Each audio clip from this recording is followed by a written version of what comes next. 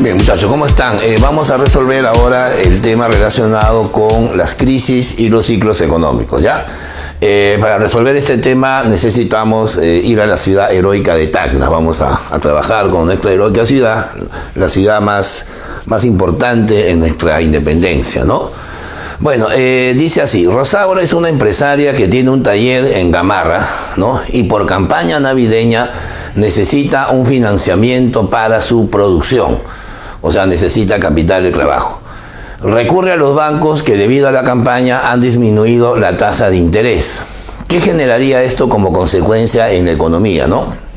Bueno, según el modelo keynesiano, la inversión depende de tres variables fundamentales, ¿no? Primero, del ingreso, es evidente. Depende también de las expectativas, ¿no?, de los empresarios, ¿no? Y también depende de la tasa de interés. ¿Por qué? Porque una tasa de interés representa el costo de oportunidad del endeudamiento, ¿no? O también el costo de oportunidad para quien lo presta. Por lo tanto, si la tasa de interés sube, significa que el precio del capital se está encareciendo. Y por tanto, endeudarse sería muy costoso, ¿no? Y por lo tanto va a reducirse el deseo de invertir. En cambio, si se reduce la tasa de interés, con el fin de supuestamente reactivar la economía, las inversiones van a empezar a crecer. Y por lo tanto, la economía puede capitalizarse mejor. Por lo tanto, podríamos afirmar que si baja la tasa de interés, el deseo de invertir empieza a aumentar. Ahí la clave sería la E, un aumento en la inversión. Vamos a la pregunta número 2. Señala que en el país se evidencia una situación posterior o luego que la producción ha disminuido considerablemente. Se ha notado un cambio positivo y una recuperación de la industria nacional, ¿no? Ello ha generado un incremento de la producción, de la capacidad instalada y los bienes de capital. Lo anterior corresponde a qué etapa del ciclo económico, o en todo caso a la etapa del ciclo denominada. Hay que tomar en cuenta que en el ciclo vamos a tener dos fases determinantes, ¿no? Una es la expansión y la otra sería la contracción. Claro, dentro de ellas hay varias subetapas como el fondo, la recuperación, luego viene la prosperidad, luego viene la meseta, a partir de la cual empieza la crisis, ¿no? Luego viene la recesión, luego la depresión, tocamos fondo y nuevamente empezamos. O sea, es un proceso, pero que se resume en dos etapas. Normalmente en la fase de expansión la economía pasa por dos caminos, ¿no? Primero se recupera y luego empieza la prosperidad. En la fase de contracción, primero viene el inicio de la crisis, ¿no? O empieza la crisis como distorsiones, perturbaciones, y luego viene la recesión. Ahora, no necesariamente la recesión debe terminar en una depresión, porque por lo general en una recesión el PBI está cayendo máximo menos 7%, pero puede darse el caso que hay una recuperación inmediata, ¿no? Así que no necesariamente se conduce pues a una depresión. Siempre hay que tomar en cuenta el lado expansivo más importante que el lado contractivo, ¿ya? Entonces ahí la clave sería la expansión, porque la economía está iniciando su etapa de recuperación. La pregunta número 3 señala: la distribución de la riqueza en diferentes países puede apreciarse mediante el análisis. Bueno, hay que tomar en cuenta que este es un punto de vista ya geométrico o gráfico, ¿no? De qué manera podemos comparar las desigualdades que hay entre las economías a nivel mundial, o en todo caso la comparación de las desigualdades internas de un país. En este sentido tendríamos que hablar de la famosa curva de Lorenz, ¿no? La curva de Lorenz es una especie de ojiva, ¿no? Una especie de hipérbole invertida, en donde se observa la distancia que hay entre una línea referencial de igualdad, que es el objetivo obviamente utópico, y la desigualdad. Mientras la curva tenga mayor curvatura, o sea, mayor hundimiento, la desigualdad será mayor. Pero si la curva de Lorenz reduce la curvatura, o sea, se aplana, se va haciendo un poco más recta, entonces la desigualdad se va reduciendo, ¿no? De tal manera que más adelante de la teoría de Lorenz va a aparecer el coeficiente Gini.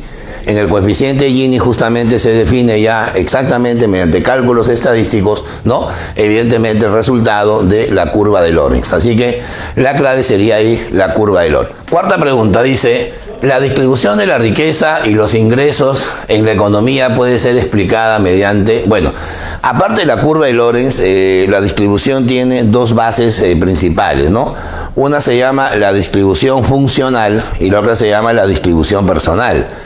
Cuando uno menciona la distribución funcional se refiere a cómo asignamos los ingresos, ¿no es cierto? Cómo distribuimos la riqueza de acuerdo a la función que desempeña cada factor de la producción, ¿no? Por ejemplo, el terrateniente tiene la función de proponer o de aportar los recursos naturales. De tal manera que esa propuesta o ese aporte se ve remunerado a través de la renta, del alquiler, el arrendamiento, ¿no? Los trabajadores proponen o apuestan a través de la fuerza laboral, ¿no?, el proceso de producción. Entonces ahí se remuneran los salarios.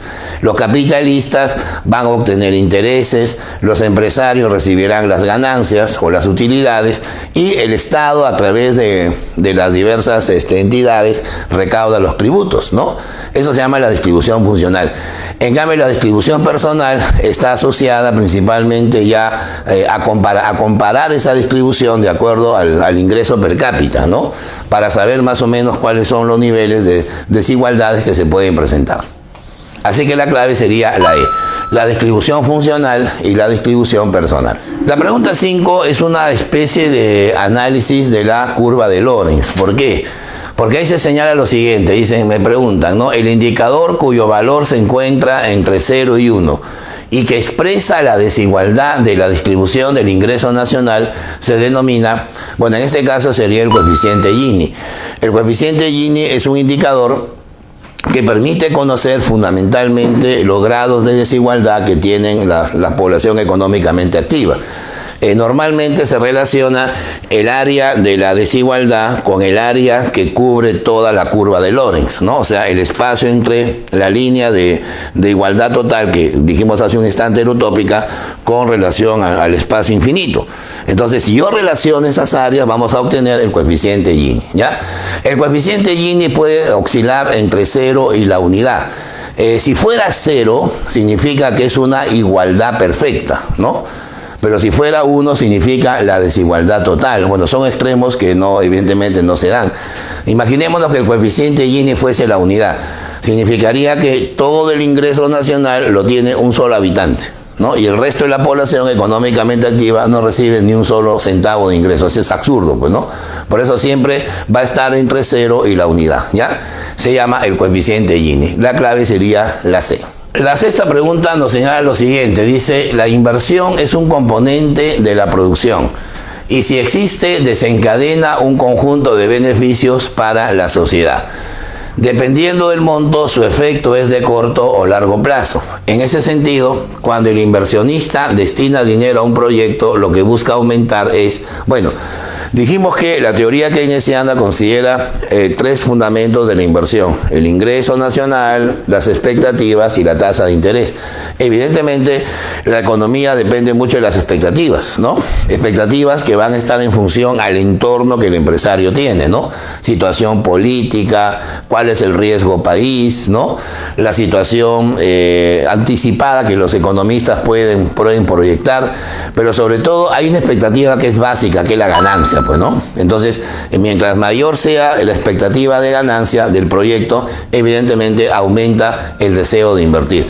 Por lo tanto, el objetivo sería principalmente aumentar la ganancia. Ese es el motor de la inversión. Eduardo Canales es el gerente, en la 7ª pregunta, de operaciones de una empresa internacional y comunica al gerente general en el último mes que ha habido un incremento en el stock de inventarios, el cual está vinculado directamente con, bueno, cuando se habla de Producto Bruto Interno y se habla de la inversión bruta interna, la famosa IBI, se considera 2 cosas. Primero, la inversión bruta fija, que es equipos, maquinarias de reposición, malos nuevos, pero también se consideran los stocks. Cuando se habla de stock se refiere a la producción generada durante el año, pero que no fue colocada durante ese año, o sea, no se vendió, y que evidentemente será colocada al siguiente año. Hay muchas empresas, por ejemplo, que este año han vendido televisores, pero que fueron importados el año pasado. O hay muchas empresas textiles que están vendiendo casacas en invierno, pero que fueron producidas hace algunos años. Entonces, eso se llaman stocks. Y los stocks, para una empresa y la economía en general, se considera como parte de la inversión. La clave sería ahí la D, la inversión.